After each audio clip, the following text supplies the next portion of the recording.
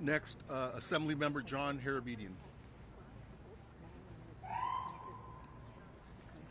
Thank you, Mayor Gordo. For anyone who is a believer of any faith, please, we need your prayers. We need your thoughts of healing and anything that you can do to help our community. Many of our neighbors, our loved ones, and members throughout our community lost their lives today. And we are with you. We see you, we feel you, and we are going to help you get through this. As part of the state of California, along with our governor, our federal and local officials, our main mission now is to keep people safe, minimize any further devastation, and for those of you who lost your homes, who lost your property, who lost your loved ones, we are going to help you rebuild. We're going to do everything we can to fight for you every day, now, this week, over the next couple months and years, to make sure you get your life back. And that is my promise. That is the promise of everyone behind us. But please, stay diligent. Heed the warnings of our public safety officers, and please stay out of harm's way. Thank you to our men and women on the front lines, our first responders. We are not out of this. It is all hands on deck, and it's going to be a long couple nights still. So thank you to everyone who's helping these efforts, and please pray for us.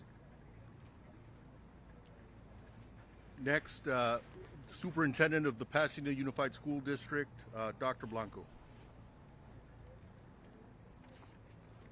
Good evening, and I want to echo the sentiments that our heart goes out to all of our families, our staff, our employees who have suffered losses during this devastating event. Behind me, you see the power of us, the city, the mayor, the city manager, our leader from the PCC, all came around the school district to help us provide for our families and our students. I saw many of my families here today who have lost their homes along with their staff. Thank you for being here with them, and thank you for supporting them. Our schools are going to remain closed for the rest of the week. We are continuing to assess the damages at our school. Our maintenance and operation team, along with our police department, the sheriffs, and our fire department have been assessing our buildings. Our preliminary assessment results show that the fire has substantially damaged 5 campuses. While most of them are in good condition, we have confirmed these 5 campuses in Altadena. Elliott's Arts Magnet School is damaged.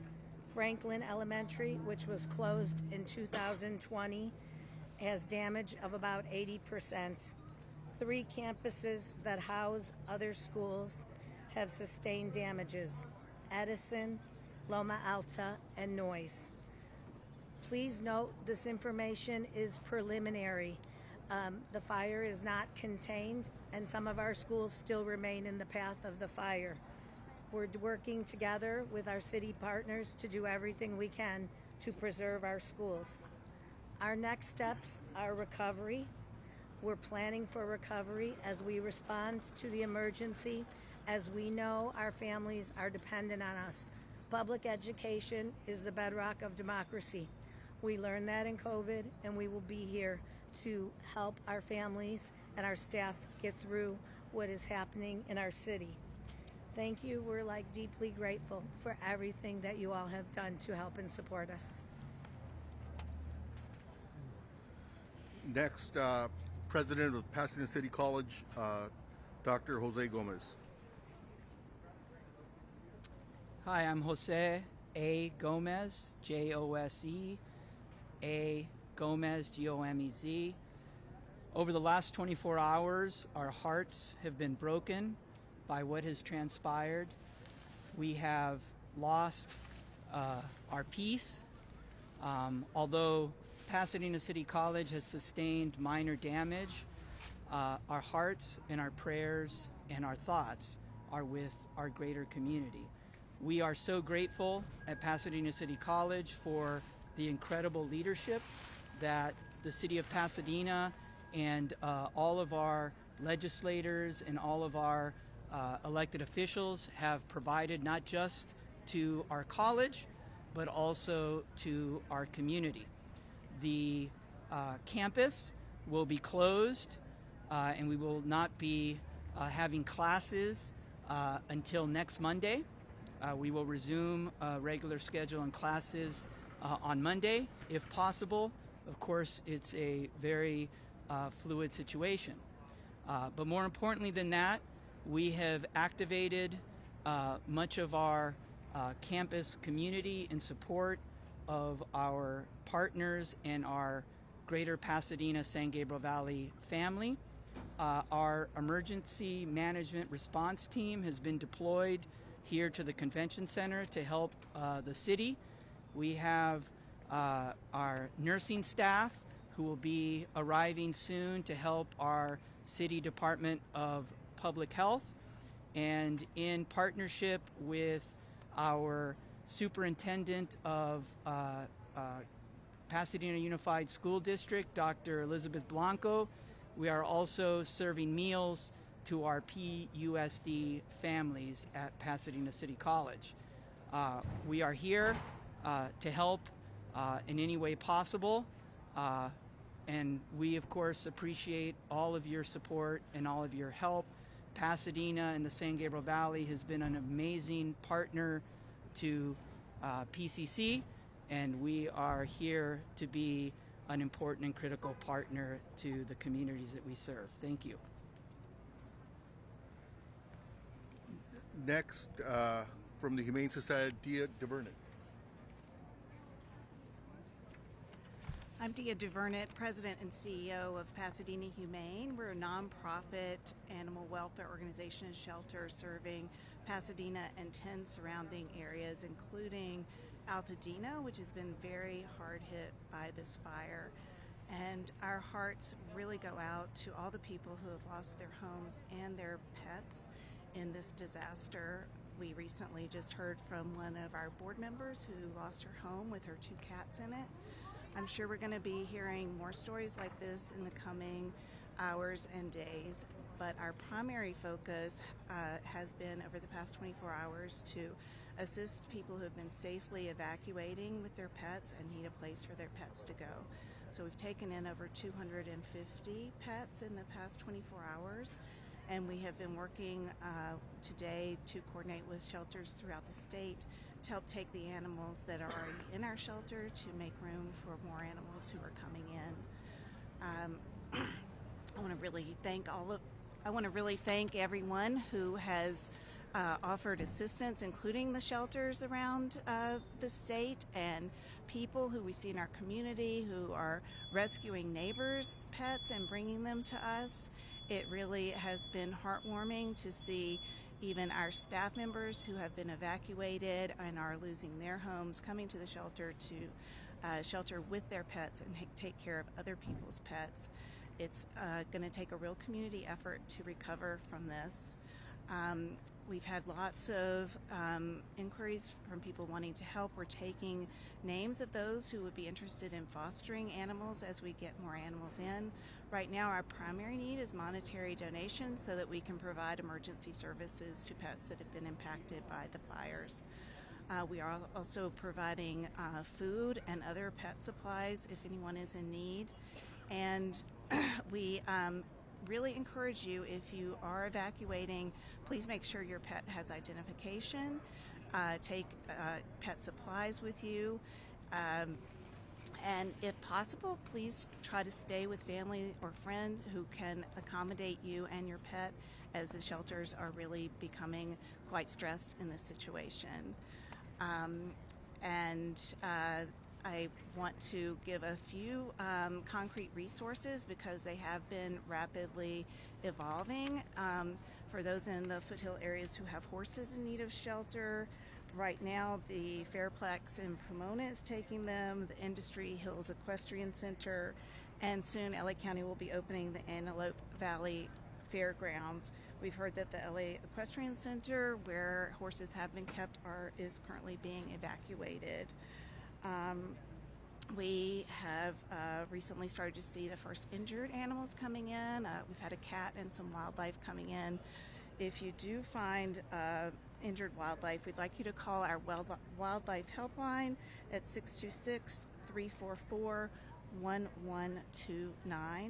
We're very thankful to our skilled veterinarians who are providing care to these animals, and we'll continue to provide care around the clock to animals in need in our community. Thank you.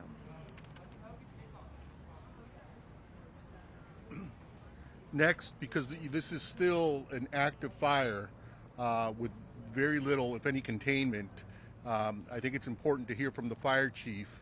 And our fire chief is here with us, Chief Chad Augustine. Good afternoon. My name is Chad Augustine, your Pasadena Fire Chief, ChadAugustin. I'd like to give you a current stat on our Eaton fire. We can confirm that the Eaton fire is now over 10,600 acres at 0% containment.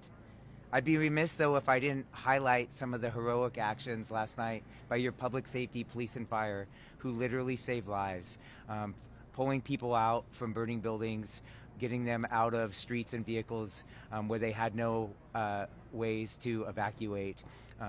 Our death count today would be significantly higher without their heroic actions.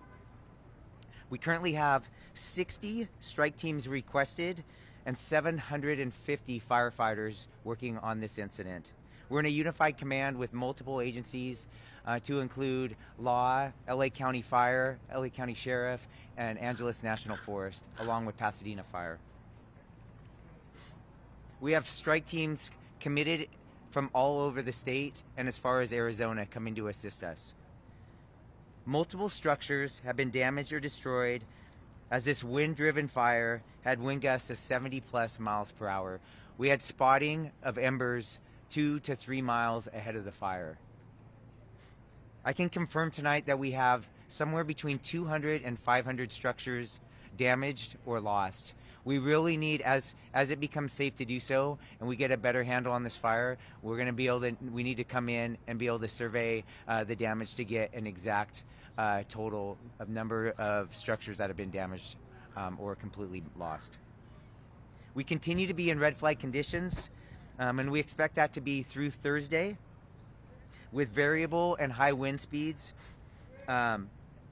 thankfully not as strong as what we saw last night. We are encouraging people to stay updated as the weather can continue to change very rapidly. Please, if we issue an evacuation order, heed our request. Be prepared, have your go bag, and immediately evacuate. Thankfully, the current forecasts allow us today to start getting aircraft in to fight this fire. Since around 10 a.m., we've had aircraft doing water drops. With the goal of limiting the fire spread, we will come behind those water drops with hand crews and fire engines to get a containment line around this fire. We expect, with favorable conditions over the next couple days, to start making good progress on this fire. And with that, I'll turn it over to the police chief. Chief, will you take a question on the statistics and the current situation with you have your firefighters? How are they holding up over the past 22 hours now? Yeah. They're exhausted. We need those reinforcements coming in, but they've done incredible work. Where they've, an example is crews that fought 15 house fires over a 28-hour period. They didn't save any of them, but they prevented 2 or 3 blocks away from burning down. So great work, not just from your Pasadena fire, but throughout this entire region. And you requested 60 strike teams. What's the status of that? How long before they get here? Great question. So we have multiple strike teams have arrived. We're in the early 15-ish strike teams, and we expect over the next 24 hours we'll be close to 50. Even some of the Arizona strike teams should be here by this evening. Can you talk about resources being stretched? I know that this morning, looking at some of the fires, there were maybe 1 or 2 firefighters on scene only because it appeared not to have the resources that you're going to stretch to in a minute. Can you talk about that? Yeah, sure. I would be kidding all of you if I said we didn't have resources stretched yesterday, right? It's a rarity that you have 2 major brush fires in LA County like we did yesterday with the Eden Fire and the Palisades, let alone the multiple other fires that we saw. So we had an extreme drawdown from with LA County Fire, and they are our biggest partner.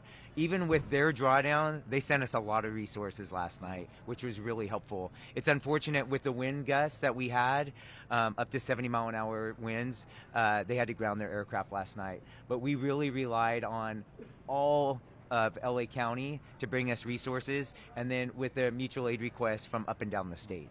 Did that answer your question? Thank you. Chief, you said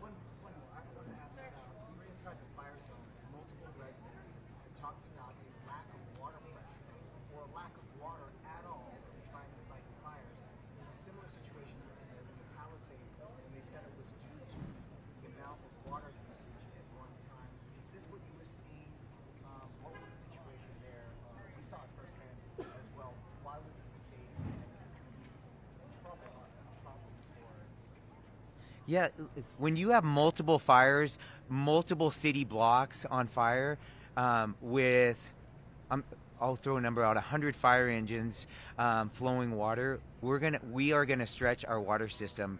On top of that, we had a loss of power temporarily, which impacted our water system. But I'll be clear, we could have had much more water with those wind gusts. We were not stopping that fire last night. Those erratic wind gusts were throwing embers for multiple miles ahead of the fire, and that's really what caused the rapid spread of this fire.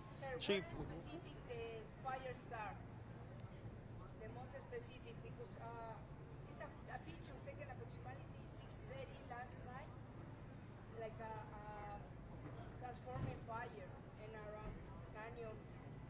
That's correct. The time that is correct, and around 6:30 was when the fire came in the Altadena area. It was actually in LA County, but right on the border. We had both Pasadena and LA County resources arriving almost simultaneously, and then of course the fire quickly moved into the Pasadena city limits. so 10,600 acres on fire, 0% containment, hundreds of homes destroyed. What can you say to the community tonight to give them hope that you'll have a handle on this anytime in the near future? What gives me hope is when I look at the trees and bushes around here.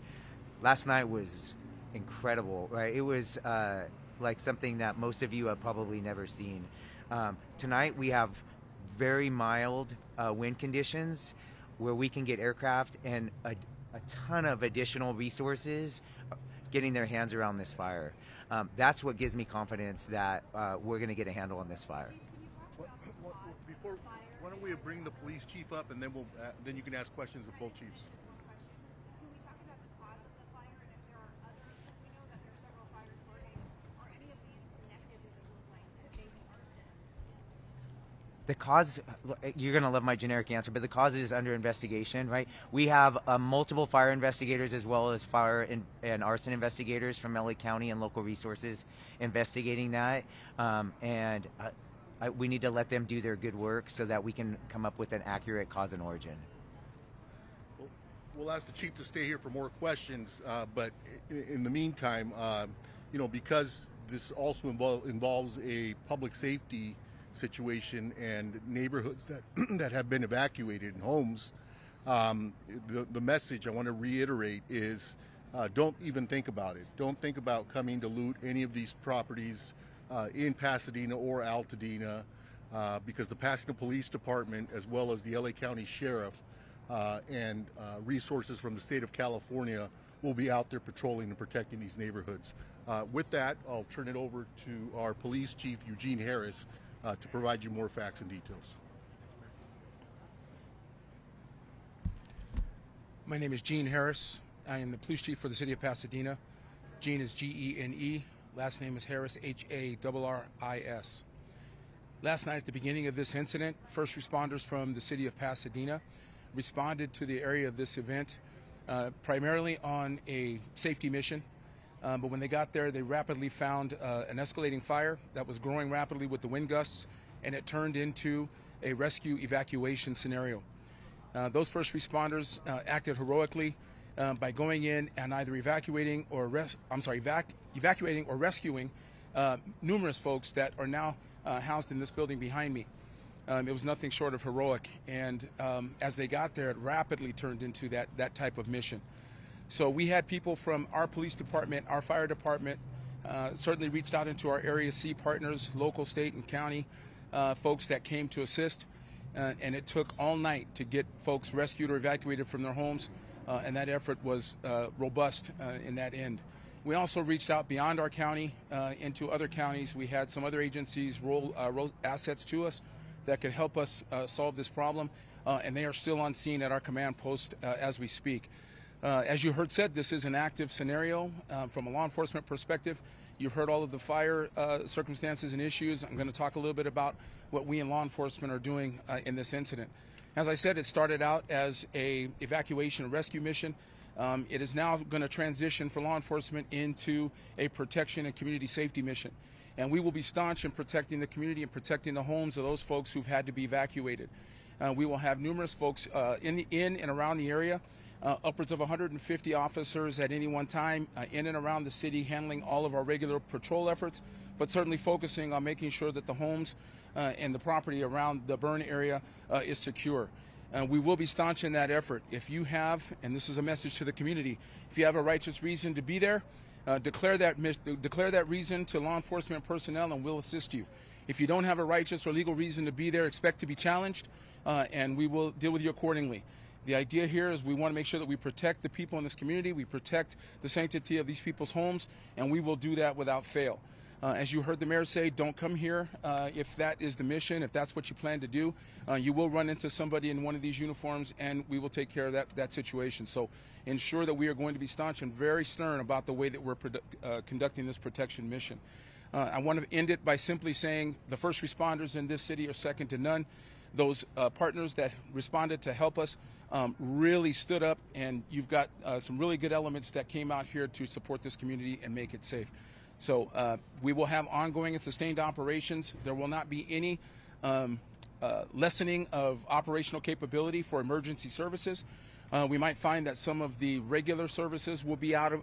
We've put some information out on that for social media and on the media to make sure that people understand that we may not have the counters open and some of those things for regular services. But all emergency services will be dealt with without any lessening of services or impact. So with that, I'll turn it back over to the mayor. Now we can open it up to questions from any of our speakers that you may have. I can do Spanish now, or we can do one-on-one. Mayor, we asked the chief about that before you go, the looting situation. Was instances of looting that happened here at the Indian Canyon Fire? I mean, what was the situation here that makes you speak so forcefully about any activities that might happen at the fire? Well, the forceful nature of my delivery is really designed to impact what our caring is for this community. It's a community caring mission. We haven't had any incidents of looting, and we don't want any. And so the message is, don't come here if that's what you plan to do. You're going to run into one of us, and we're going to be staunch in that effort. So we haven't had anything yet, but we're trying to expect the unexpected and get in front of these types of things.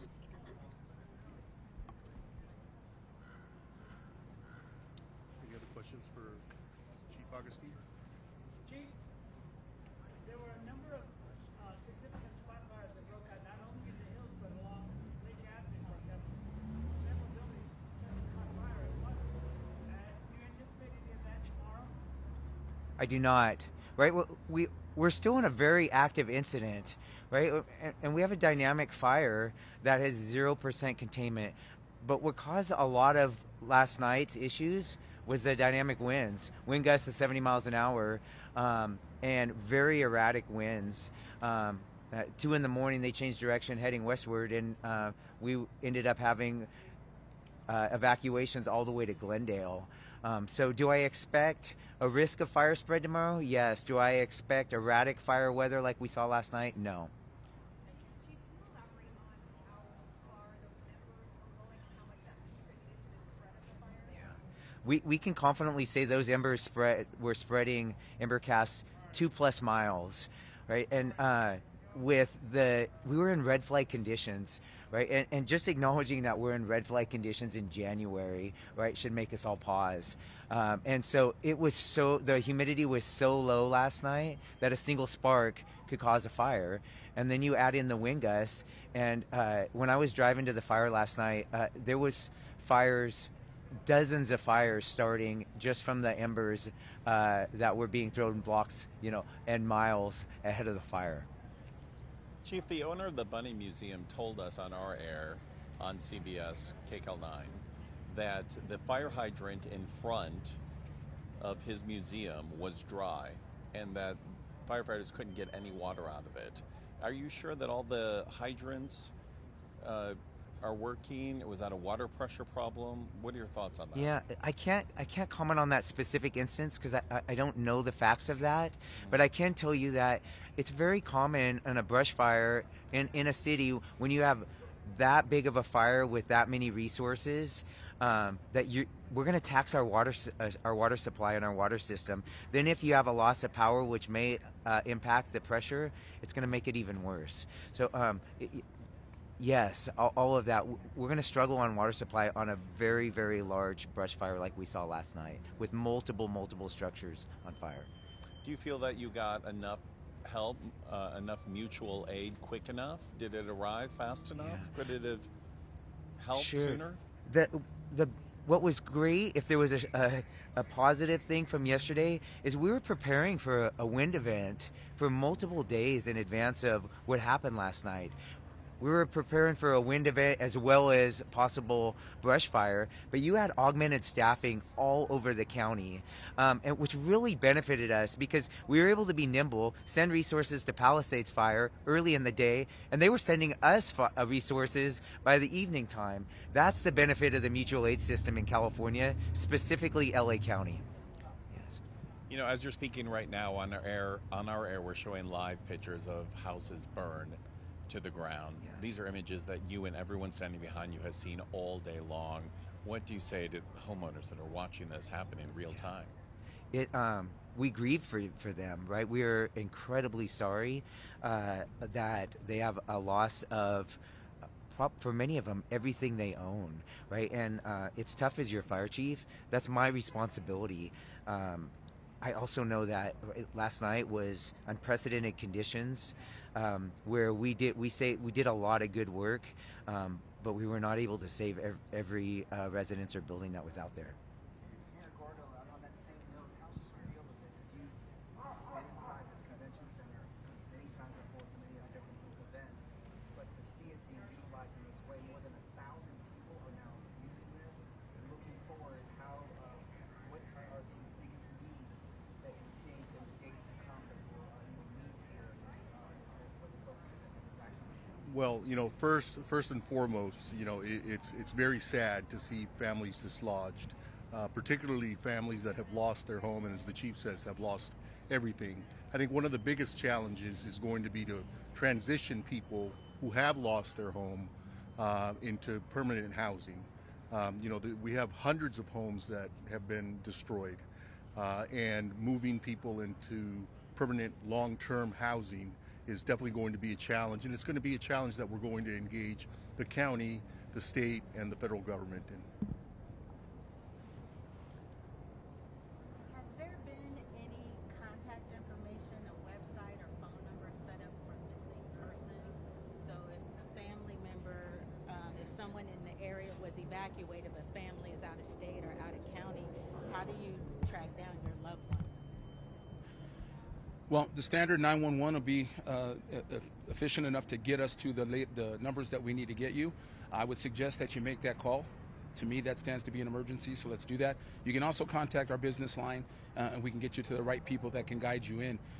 If you think that your folks are at our evacuation center, which is right here behind us, we have plenty of staff that are here that can help you ID any family members or friends that might be here.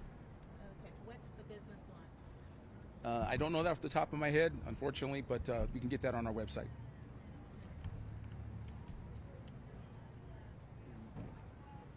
Okay, this again, to all affected residents, know that your city, your county, and other resources are there to help. If you need assistance, please reach out to us. Pasadena and its residents and Altadena, it's a resilient community, and I'm sure that we'll bounce back. In the interim, this is an evolving situation, and so we're asking people to listen in carefully to what the police chief, the fire chief are saying. If you're asked to evacuate, evacuate. If you're thinking about coming to Pasadena or Altadena, for that matter, to cause problems, think twice, because the Pasadena Police Department and the LA County Sheriffs will be there to greet you, and you will be arrested if you're engaging in conduct that you should not be engaging in.